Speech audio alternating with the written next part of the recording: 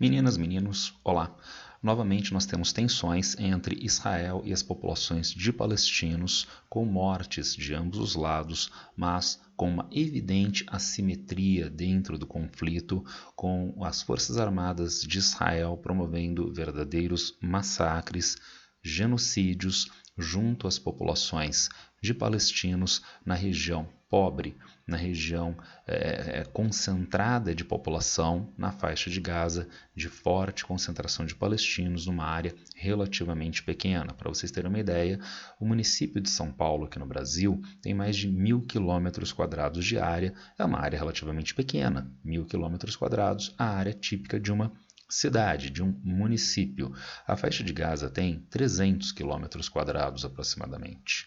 Tem um terço do tamanho do município de São Paulo e é uma área pobre, densamente povoada e pobre, e agora recorrentemente atacada pelas Forças Armadas de Israel, um dos exércitos mais poderosos, uma das Forças Armadas de maior poder no mundo. Temos, portanto, uma clara assimetria dentro disto que alguns chamam de conflito e que exige, então, um melhor entendimento da nossa parte. Vamos tentar enfrentar este problema a partir de agora. Israel-Palestina, Palestina-Israel, camadas de um conflito. Como começou este conflito agora, como nós podemos inserir este conflito em sucessivas camadas de entendimento deste problema. Começamos com a localização física. Eu coloquei aqui para vocês o bairro de Sheikh Jarrah, que é o principal objeto estopim deste conflito neste momento. Trata-se de uma região de Jerusalém, da parte oriental de Jerusalém, e é uma região relativamente nobre, bem habitada, inclusive com, por exemplo, consulados, representações diplomáticas nesta região, e que é objeto de despejo pela justiça de Israel, de famílias de palestinos que habitam a região, de famílias de palestinos que moram neste bairro de Sheikh Jarrah. Vamos agora reduzir um pouquinho a escala, ampliar um pouquinho a área de Jerusalém na qual este bairro se encontra. Então, aqui está Sheikh Jarrah e nós encontramos as cercanias, vejam, estas regiões, na mesma cidade e na mesma parte leste de Jerusalém. Nós encontramos a Igreja do Santo Sepulcro, nós encontramos o Muro das Lamentações e a Mesquita de Al-Aqsa. E, portanto, é uma área não apenas nobre de Jerusalém, é uma área bem equipada em termos de serviços urbanos, como também uma área de Jerusalém e relativamente próxima da chamada Cidade Velha, na porção oriental, e, portanto, dentro de uma região que tem um forte valor simbólico. Temos, portanto, a localização da área de conflito. Agora, vamos a mais, aproveitando a ideia de localização, nós moramos no Brasil, país sul-americano, e aqui as distâncias são significativas. Então vamos pensar, se eu estou na cidade de São Paulo, qual é a distância em direção a Quito? Qual é a distância em direção a Caracas? Então são milhares de quilômetros. Aqui nós envolvemos conflitos que envolvem, por exemplo, um bairro de Jerusalém e populações de palestinos e o partido Hamas que se encontra na faixa de Gaza. Mas qual é a distância entre de um lado a faixa de Gaza e de outro a cidade de Jerusalém? Ora, eu sou brasileiro, eu sou sul-americano, então deve ser uma distância de 2.000, 2.500 quilômetros. Vejamos o mapa. Aqui eu coloquei para vocês no mapa Jerusalém e a faixa de Gaza. E vejam, a distância é de aproximadamente 100 quilômetros. Tá? Então, é como da cidade de São Paulo ao litoral do estado, tá certo? Então, são áreas muito próximas, Nós que somos brasileiros em grandes distâncias entre as localidades, talvez não tenhamos noção desta proximidade nestas regiões. Vamos agora enfrentar o problema do que está em conflito, Quais são as tensões que se deflagraram agora lá na região. Vejamos. O suposto conflito jurídico. Há então o bairro de Sheikh Jarrah, onde há residências, onde há domicílios que são reivindicados por judeus, mas os judeus compraram essas áreas. Então essas áreas são de propriedade de judeus. Então acho que está resolvido e acabou a apresentação aqui, porque se os judeus compraram, se é propriedade dos judeus, então ponto final, é deles. Vamos aprofundar um pouquinho isto? Quando eles compraram? Nada mais nada menos que 1870, no século retrasado, portanto, lá no século XIX, tá certo? Compraram do Império Turco-Otomano, né? Temos inclusive a embaixada do Império Turco-Otomano em Brasília, não é? Não, esta entidade política não existe mais. Vejamos, compra da região de Sheikh Jarrah por Associação de Judeus da Europa, em 1870, tá legal? E eles se reivindicam hoje posse, propriedade sobre estas áreas. Mas ainda há Império Turco-Otomano, esta área ainda é regulada pelo Império Turco-Otomano? Vejamos. Não. Em 1947, e cadê Império Turco-Otomano? Não existe mais. O Império Turco-Otomano foi um dos principais prejudicados da solução da Primeira Guerra Mundial. Inclusive, deixa de existir em regime imperial monárquico e passa a se constituir, como nós conhecemos na atualidade, a República da Turquia, ainda mais. A área do Império Turco-Otomano no Oriente Médio torna-se dividida e sob controle de França e Reino Unido no Acordo Sykes-Picot, e até a década de 1920, esta região torna-se área mandatária britânica e, eventualmente, depois da Segunda Guerra Mundial e em processo de descolonização, a formação da divisão política que nós encontramos hoje na região, com países como, por exemplo, a Jordânia, o Egito, a Síria, nestas áreas.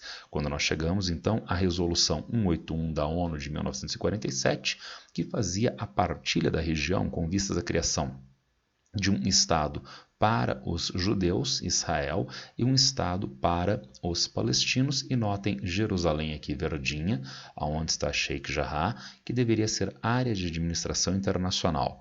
Esta solução negociada da ONU em 1947 não foi implementada, e em 1948 começa um conflito solucionado até 1949, chamado em Israel de Guerra de Independência, chamada pelos palestinos de Nakba, palavra árabe traduzível por catástrofe. E daí nós temos esta solução final em 1949, nós temos esta área do Estado de Israel, e vejam, estas áreas verdinhas claras, foram áreas que foram ampliadas por Israel desde a Resolução de 1947 e ao longo do conflito de 1948 com 1949. Esta área, que deveria ser o Estado da Palestina, foi em grande parte, Cisjordânia, ocupada pela Jordânia. E esta área, que também deveria ser Estado da Palestina, foi ocupada pelo Egito, a Cisjordânia e a faixa de Gaza. Jerusalém, que deveria ser uma área de administração internacional, passou a ser uma cidade dividida, a parte leste sob controle da Jordânia e a parte oeste sob controle de Israel. E aí que aparece um problema.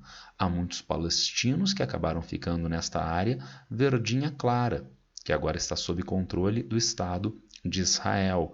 E o que fazer com estes palestinos? Ora, um grupo de famílias de palestinos desta área verdinha clara, que passou a ser ocupada militarmente por Israel no final dos anos 1940, e por acordo com o governo jordaniano e com o Acnur da ONU, com a Organização das Nações Unidas, foi assentada na Jerusalém Oriental, no bairro de Sheikh Jarrah. Mobilizados, portanto, da área de controle de Israel, do Estado de Israel a partir de 1948-49, para esta área sob controle da Jordânia, tá certo? Sob controle da Jordânia e assentados na região, tudo bem? E isto nos anos 1950. Meados do século XX, meados do século passado. Temos ainda mais uma alteração significativa do ponto de vista político-territorial. Nos anos 60, em 1967, vem a Guerra dos 6 Dias. E há esta enorme expansão territorial de Israel, inclusive sobre a faixa de Gaza e sobre toda a Cisjordânia, e, portanto, sobre toda a cidade de Jerusalém. Aquela parte leste que estava sob controle da Jordânia, agora passa a estar sob controle de Israel. Implementa uma política demográfica de alcance nacional, regional e mundial de aumento do adensamento de judeus israelenses nessas regiões. É um dispositivo clássico de controle. Então, a ideia de adensar populações que validam um determinado aparato institucional territorial em uma área litigiosa, para caracterizar a área litigiosa como área de domínio do Estado demandante. O governo brasileiro, o governo imperial brasileiro, fez isso no século XIX. Havia litígios, né, de regiões fronteiriças do Brasil com a Argentina. E o governo imperial brasileiro vai assentar imigrantes europeus no sul do Brasil para validar a sua demanda, a legitimidade do exercício de poder do Estado brasileiro sobre essas regiões. São imigrantes poloneses, italianos, alemães, que sejam, mas eles estão assentados segundo que poder nestas regiões? A Argentina? Não, o Brasil. E, portanto, validando o exercício de poder brasileiro sobre estas áreas. Um dispositivo clássico, né? O Japão fez isto na Manchúria na década de 1930, os Estados Unidos fez isto nas partes ocidentais do seu território e agora Israel faz isto aumentando o adensamento de populações de judeus israelenses sobre estas áreas ocupadas. Só que essas áreas já eram ocupadas por populações chamadas de palestinos. E aí vale uma física clássica, não é? Dois corpos não ocupam o mesmo lugar no espaço ao mesmo tempo. A introdução de comunidades de judeus nessas regiões é o desalojamento, é a expulsão de populações de palestinos, até então nativos, e há gerações sobre essas regiões. Vamos a mais. Ainda no aspecto jurídico, nos anos 1970, Israel baixa uma legislação, e para nós muito importante, de validação de propriedade por israelenses judeus de áreas adquiridas antes de 1948. Então vejam, a partir de 1948 e 49, nós temos o Estado de Israel naquela área prevista pela ONU e levemente ampliada na Guerra de 48 e 49. E, portanto, agora há jurisdição de uma entidade chamada Israel sobre essas regiões. Mas a lei dos anos 1970 diz que se a área foi comprada antes de 1948 e 1949, essa entidade política, o Estado de Israel, valida a propriedade na atualidade. Bastante peculiar, não é? E, portanto, Sheikh Jarrah, que foi comprado lá do Império Turco Otomano e, por essa legislação, torna-se validado de propriedade para israelenses judeus, né? Por exemplo, o bairro de Sheikh Jarrah. Porém, nós temos um atenuante nessa legislação, que é claramente de apartheid, né, mas que não rompe com a ideia de apartheid. Vejam vocês nos anos 1980, decisão da Justiça de Israel de proteção aos arrendatários palestinos de propriedade de judeus anteriormente a 1948. E, portanto, segundo essa legislação de 1982, a propriedade é reconhecida como sendo de um judeu, de uma associação de judeus, de uma entidade de judeus. Ótimo. Mas os moradores da região passam a ser protegidos na sua fixação na região. Agora, vejam como isto não rompe a noção de apartheid que eu sugeri há pouco, tendo em vista que esses moradores não têm reconhecimento de propriedade sobre estas áreas, e ainda mais são considerados por essa legislação meros arrendatários, reforçando a noção de propriedade aos judeus. Ainda assim, por exemplo, Sheikh Jarrah e os palestinos estão protegidos, a propriedade não é deles. Eu acho isso lamentável, porque eles foram assentados pela Jordânia e pela ONU nesta região depois dos anos 1950. E a legislação de Israel não reconhece propriedade para os palestinos em Sheikh Jarrah, mas pelo menos reconhece a proteção a eles como arrendatários moradores nesta região. Até 2021.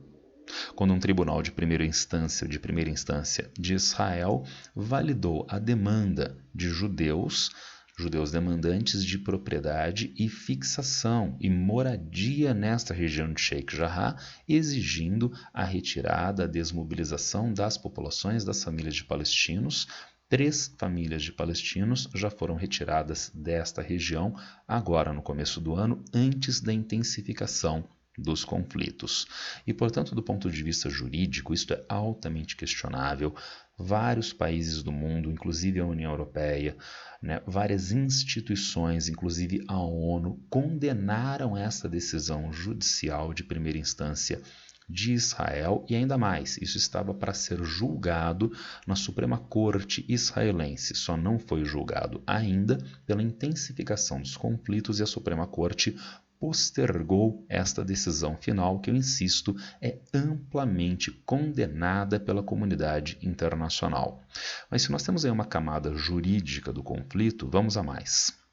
Aspectos ideológicos. Em que momento essa desmobilização de populações de palestinos, de residentes palestinos, aconteceu? Em que momento aconteceu a decisão judicial de primeira instância de Israel de desmobilização dos palestinos nessas regiões?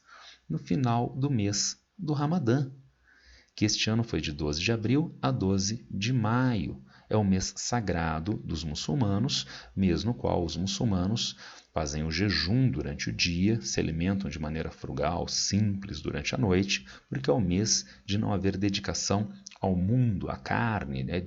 É o mês de aperfeiçoamento espiritual. E durante este momento, que é um momento sensível para os muçulmanos, vem a decisão judicial de desalojamento das famílias de palestinos muçulmanos desta região de Sheikh Jarrah. Temos ainda mais um elemento.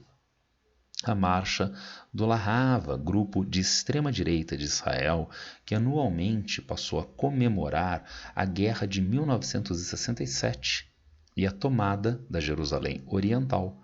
Esta marcha aconteceu este ano no finalzinho do Ramadã, e no momento no qual a justiça, em primeira instância, decidiu que os palestinos tinham que ser retirados, desalojados desta região, com uma marcha que, vejam, não é de judeus em geral, não é de israelenses em geral, é da extrema-direita israelense, e gritando palavras de ordem contra os palestinos. Qual pode ser o desdobramento disso, se não os palestinos se mobilizarem em protestos de rua que foram gravemente, que foram assintosamente reprimidos pelas forças policiais, pelas forças de segurança de Israel, donde nós colocamos agora mais uma camada, além do jurídico, além do ideológico, que é a questão política. A política deveria servir para a resolução negociada, para a resolução não violenta dos conflitos, mas aqui ela se prestou ao oposto. Vejamos. Nós tivemos este ano mais uma eleição de Benjamin Netanyahu para primeiro-ministro de Israel. Ele já está ininterruptamente há mais de 10 anos, né, na liderança do governo, na liderança do executivo de Israel como primeiro-ministro. Essa eleição se deu agora em março de 2021. Benjamin Netanyahu, do partido Likud, que pode ser considerado um partido no espectro ideológico de direita ou de extrema direita. Bom, então está resolvido, ele foi eleito primeiro-ministro e tem mais algum tempo no cargo. Bem, não é tão simples assim, porque ele foi indicado, mas tem que formar maioria no parlamento. São 120 parlamentares em Israel, no parlamento israelense, e ele tem que ter apoio de metade mais um, de 61 desses parlamentares, mas foi formada uma frente de amplo espectro ideológico contra o Benjamin Netanyahu se tornar primeiro-ministro, uma frente de amplo espectro ideológico. Vejam, aqui eu coloquei para vocês uma lista que envolve partidos da direita nacionalista, da centro-esquerda, da esquerda, e até este peculiar, a lista conjunta, que é um partido de árabes israelenses. Os árabes em Israel, os palestinos em Israel, têm direito de voto e têm direito de elegibilidade. Formam um partido político chamado Lista Conjunta, que aparece, a gente já vai retomar isto, que aparece nesta frente ampla contra o Benjamin Netanyahu. Gente, qual é a factibilidade de um governo, de um espectro ideológico tão amplo e contraditório? Então a resposta é próxima de zero. Então, um governo dessa frente ampla é difícil de ser imaginado neste momento. Mas não é para isso que ela está se prestando. Isso traduz um adversário político comum, um adversário de todos esses partidos, desde a direita nacionalista, passando pela esquerda israelense e até pelo partido dos árabes israelenses, os palestinos israelenses, que é o adversário comum, que é o Benjamin Netanyahu. Então a ideia é simplesmente inviabilizar ele se tornar novamente primeiro-ministro. E eles têm força, factibilidade para isto. Ainda mais, Netanyahu é acusado na justiça. Ele, saindo da posição política de primeiro-ministro, entra na justiça comum e pode ser então processado, condenado, inclusive levar pena de prisão e sair definitivamente da cena política. E é para isso que se presta esta frente ampla, tirar Netanyahu da posição de primeiro-ministro e tirar Netanyahu da vida política israelense. E depois disto, provavelmente novas eleições podem ser convocadas e essas forças se rearranjam novamente. Agora, colocando tudo isto, inclusive todos os nossos slides anteriores, qual é a posição de Benjamin Netanyahu? Essa frente ampla pode derrubá-lo da posição de primeiro-ministro. Ele pode vir a ser processado e preso. Então ele está fazendo das tripas coração para que isto não aconteça. Então, ao invés de se agir politicamente para atenuar, para negociar o conflito que se estabeleceu em Sheikh Jarrah, não.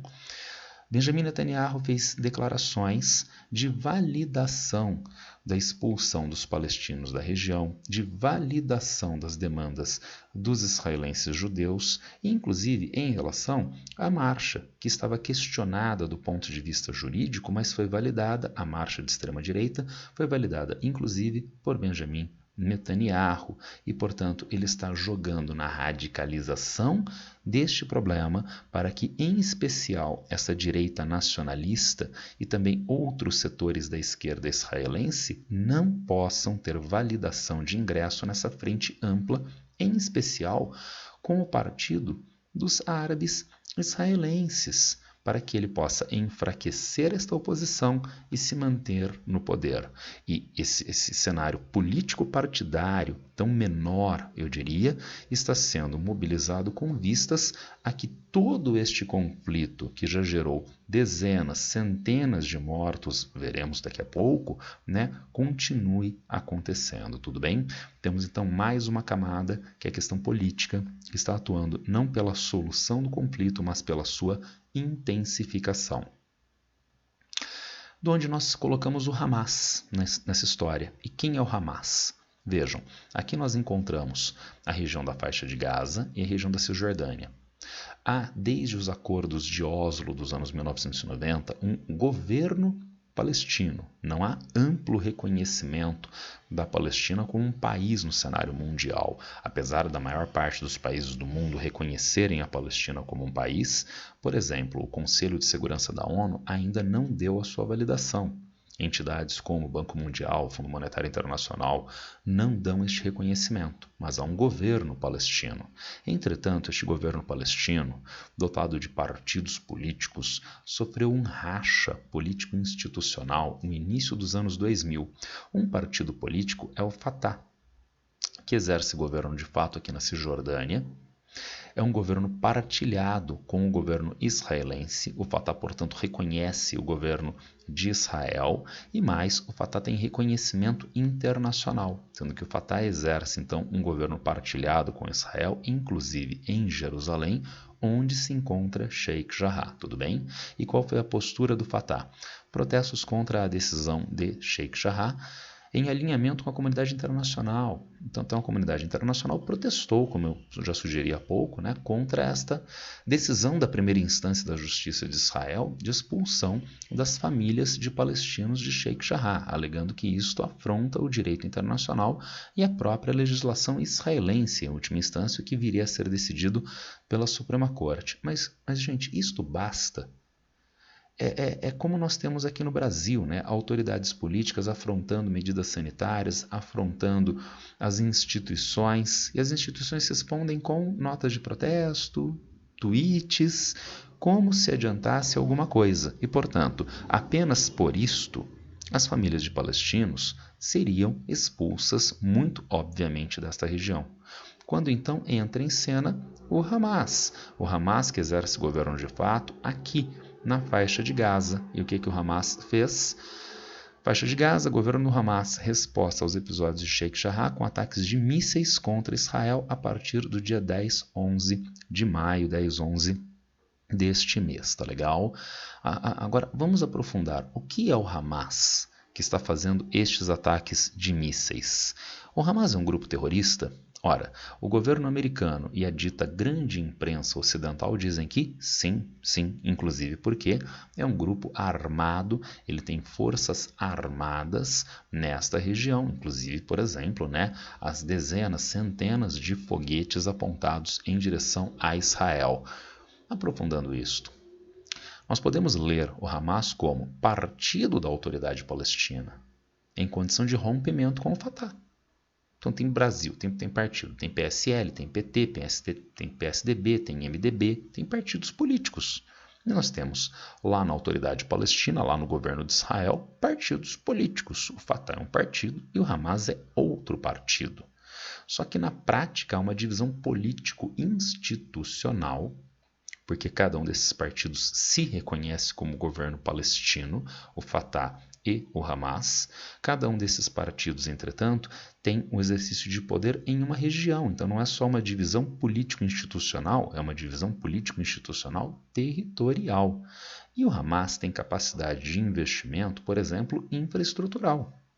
Quem garante escola, creche, hospital na faixa de Gaza? É o Hamas. Ele é uma espécie, então, de governo, de fato, na região. E um governo tem forças de segurança, um governo tem forças armadas. O Hamas tem, sim, força militar de atuação, tudo bem? Mas é legítimo o Hamas agir com violência militar? Eu poderia dizer que sim, diante da ocupação militar colonial. Vamos aprofundar isso novamente, olha só, mais uma camada. Aqui eu coloquei para vocês uma foto do atual líder do Hamas, resistência violenta contra a ocupação estrangeira. Vamos fazer uma analogia, não é? E o que Malcolm X, Movimento Negro Americano, o que os Panteras Negras diziam? Que nós devemos agir violentamente, que se tem um branco tem que matar o branco. Não. Mas a defesa da violência como um recurso de autodefesa. Diante de uma violência impetrada a mim, é legítimo que eu responda violentamente com vistas à minha sobrevivência. E como se responde violentamente? Vou colocar para vocês um exemplo. Aqui nós temos o edifício Rei Davi. O edifício Rei Davi foi objeto de um atentado que matou, os números são incertos, 91 ou 92 pessoas civis, pessoas comuns, tá certo? Mas com um detalhe, quem fez este atentado não foi o Hamas, até porque esse atentado data de 1946. Quem fez esse atentado, um dos organizadores desse atentado, foi este senhor chamado Menachem Begin. E ele foi identificado, foi preso, foi condenado pelo Tribunal Penal Internacional à prisão perpétua? Não. Ele virou primeiro-ministro de Israel. Depois que ele fez isso em 1946, ele eventualmente virou primeiro-ministro de Israel neste período aqui, tá legal? Bom, mas essas informações são as minhas informações, né? Que são informações secretas, sigilosas, que só eu e a Wikipedia temos. Então vejam, eu tirei isso daqui da Wikipedia, olha só. Tá? Vocês podem consultar isso, é de amplo conhecimento. Porém, talvez só o mundo ocidental, só quem talvez seja crítico a essas posturas agressivas do Estado de Israel é que tenham este reconhecimento. Eu responderia que não. Em Israel também se reconhece que Menachem Begin foi um dos autores do atentado do edifício Rei Davi. Vamos ver o que o jornal britânico The Guardian diz sobre isto em 2006.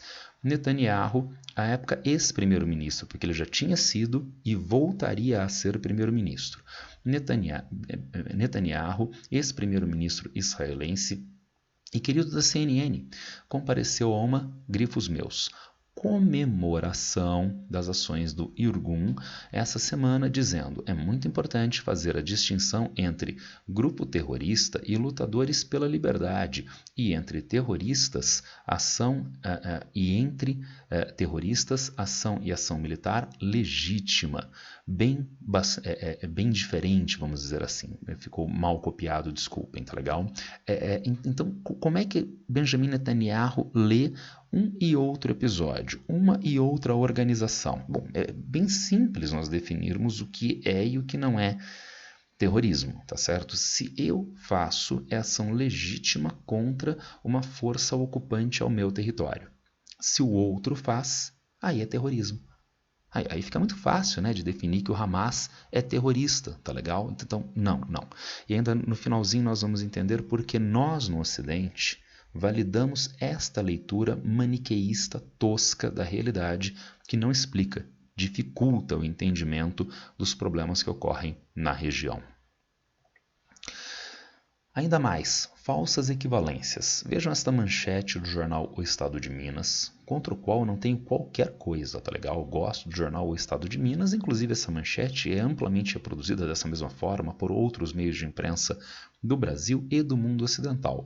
Balanço dos 11 dias de conflito entre Israel e o Hamas. Bom, então nós temos duas entidades que estão em choque militar, que é Israel de um lado e de outro lado, igual, tendo o mesmo estatuto, o Hamas. Não, isto é uma falsa equivalência. Israel, maior potência militar da região, com apoio financeiro e tecnológico dos Estados Unidos, inclusive agora em governo Biden, tendo em vista o lobby judaico no Congresso dos Estados Unidos, que tem capacidade de pressão sobre o poder executivo e a política externa do governo dos Estados Unidos. É uma falsa equivalência. Trata-se de um lado de um dos países que tem uma das maiores forças militares do planeta e de outro, um partido político que mal exerce governo de fato em uma pequena região como a faixa de Gaza e tem parcas forças militares. É nessas falsas equivalências que me causou bastante desagrado esta foto. A foto tem um valor estético fantástico, não? Então, uma foto noturna mostrando mísseis cruzando os céus. Mas aqui aparece o chamado Domo de Ferro de Israel e aqui os mísseis do Hamas. E será que o Domo de Ferro conseguirá deter os mísseis? Gente, mísseis do Hamas. Os mísseis do Hamas têm a mesma tecnologia dos mísseis da Guerra Franco-Prussiana. Né? Talvez se eles colocassem em catapultas medievais, os mísseis fossem mais eficientes. E de outro lado nós temos tecnologia antimísseis que é herdada dos Estados Unidos, o velho sistema Patriot, que pela primeira vez foi instalado em Israel na Guerra do Golfo em 1991 e aperfeiçoado pelas Forças Armadas de Israel, que tem alta capacidade de desenvolvimento tecnológico, inclusive pelo financiamento americano.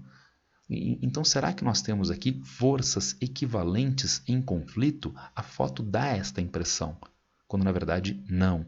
A manchete dá esta impressão, quando na verdade há uma terrível assimetria entre as partes. Resultado, 244 mortos até o dia 22 de maio, 232 palestinos e 12 israelenses, com uma ampla destruição na região da faixa de Gaza, inclusive com mortes de crianças, 62 crianças mortas, 2 crianças israelenses, 60 crianças palestinas já morreram no conflito. Como eu disse, faixa de Gaza, uma área de 350 quilômetros quadrados, uma área pequena, densamente povoada. Quando atacada pela Força Aérea de Israel, quando atacada com mísseis israelenses, com a artilharia de Israel, óbvio, não tem como não venha a ocorrer baixas de civis, de mulheres, de idosos, de crianças.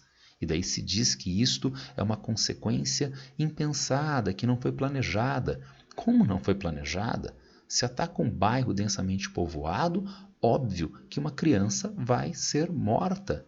Então não tem como dizer que isso não foi planejado, não tem como dizer, consequentemente, que isto não é um crime contra a humanidade. Ainda mais, eu gostaria de saber para que destruir o prédio que alojava a Al Jazeera, um meio de imprensa amplamente reconhecido mundialmente, que tinha atuação na faixa de Gaza e teve o seu prédio atingido. Para quê?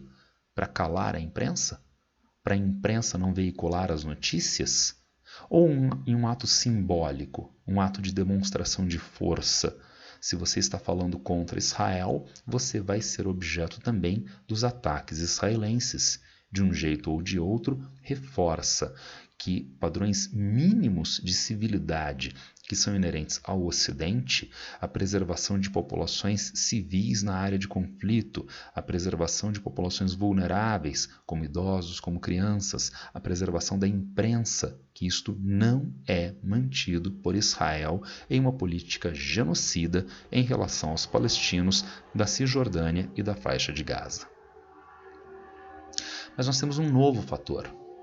As tensões entre o governo de Israel e os palestinos na Cisjordânia e em especial em Gaza não são novas, são muito antigas. Mas essas tensões nunca envolveram de uma maneira mais sistemática os que eu já chamei há pouco de árabes israelenses. Vamos aprofundar um pouco isto. Nós temos aí 20% da população de Israel que são populações de árabes, que são populações de palestinos. Falam árabe, têm formação histórica, cultural semelhante aos demais palestinos, são de maioria muçulmanos sunitas, tá legal? E eles têm direito a voto e direito à elegibilidade. Poxa, então é uma democracia. Bom, diga isto para os católicos da Irlanda do Norte. Então eles tinham, na segunda metade do século XX, direito a um partido político, o Sinn Féin, direito de voto e de elegibilidade, portanto. Mas como são minoria na sociedade na Irlanda do Norte, nunca tinham maior representação política. E as instituições políticas sempre refletiam as necessidades das maiorias protestantes, marginalizando em um exercício necropolítico com as populações de católicos da Irlanda do Norte, que se levantavam em armas, através do IRA, Exército Republicano Irlandês, contra estas forças de ocupação. Isto foi resolvido como? Sem Benjamin Netanyahu. Isso foi resolvido por Tony Blair. Acordo de Belfast, Acordo da Sexta-feira Santa, que criou, entre outras coisas, um governo de coalizão entre católicos e protestantes na Irlanda do Norte. Então, vejam, a ideia de haver direito de voto para os palestinos em Israel, no território de Israel, o direito de ter um partido político, isto não significa representação de fato dessas populações. Isto é um formalismo jurídico tosco, que não corresponde à efetivação de direitos para essas populações, muito pelo contrário. Através disso se busca um cala-boca nos críticos, mas que é um cala-boca péssimo, porque cala-boca já acabou.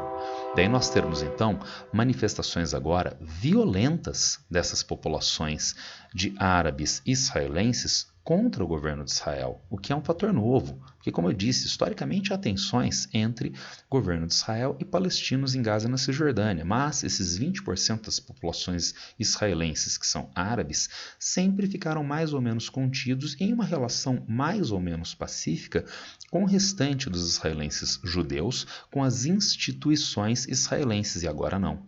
Agora essas populações se levantaram em manifestações vultosas, em manifestações massivas, violentas contra as instituições de Israel. Há quem suscite a própria ideia de guerra civil, ainda acho um exagero, mas há quem suscite a ideia de guerra civil em Israel, tendo em vista eles serem cidadãos israelenses e atuarem agora sistematicamente em manifestações contra o governo de Israel. Tudo bem? Para fechar isto, aquilo que eu sugeri na apresentação, a maneira através da qual nós lemos o Oriente Médio, nós entendemos o Oriente Médio aqui no Ocidente. Como o Ocidente entende o conflito? A resposta de Edward Said seria orientalismo.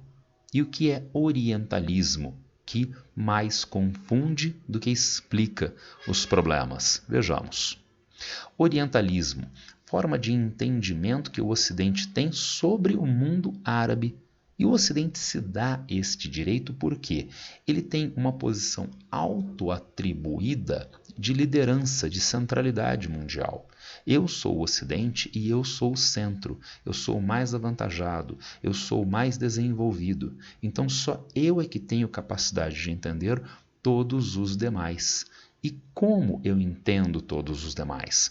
Como eu entendo os árabes especialmente? O orientalismo do Ocidente entende os árabes como sociedades imobilistas, dotadas de governos tirânicos, atrasadas e que, portanto, nesta condição subdesenvolvida, precisa, vamos colocar no futuro do pretérito, precisaria do Ocidente como um recurso para tirá-los da barbárie e trazer para a civilização. Será que eles concordam com isto? Não necessariamente, porque o Ocidente é que está produzindo esta narrativa. Mas o Ocidente, com isto, inviabiliza que o próprio nativo crie a sua narrativa. Ocidente, entendimento maniqueísta das organizações árabes, o Hamas, por exemplo, e acobertamento de governos efetivamente opressores, mas alinhados com o Ocidente, como a monarquia saudita. Então, o Ocidente é que cria esta narrativa. O Ocidente não dá o direito de fala para os próprios nativos da região. Então, as populações da faixa de Gaza não necessariamente validam integralmente, mas dão um relativo apoio ao Hamas como um recurso de segurança contra a opressão do Estado de Israel. Agora, como o Ocidente lê isto? De uma maneira maniqueísta, bem e mal. E o Hamas está contra Israel, o Hamas está com o mal e tem que ser detido para que essas pobres populações, que não têm capacidade por elas próprias de se gerenciarem, sejam resgatadas, sejam trazidas ao mundo ocidental tão bom da democracia e coisas do gênero. Não. Isto, como eu disse, não respeita o outro como um ser agente e, portanto, não dá margem para a ação política de superação do conflito e dentro de um contexto de espalhamento, de massificação desta visão preconceituosa que o Ocidente tem contra os nativos do Oriente Médio. Tudo bem? Era isso o assunto que eu queria passar para vocês hoje, trazendo uma breve aula de atualidades. Tendo em vista a agudização dos conflitos na região do Oriente Médio, se alguém tiver algum problema, alguma crítica, quiser fazer algum comentário acerca deste tema, sabe, basta me encontrar nas redes sociais. Abraço para todo mundo e boa sorte.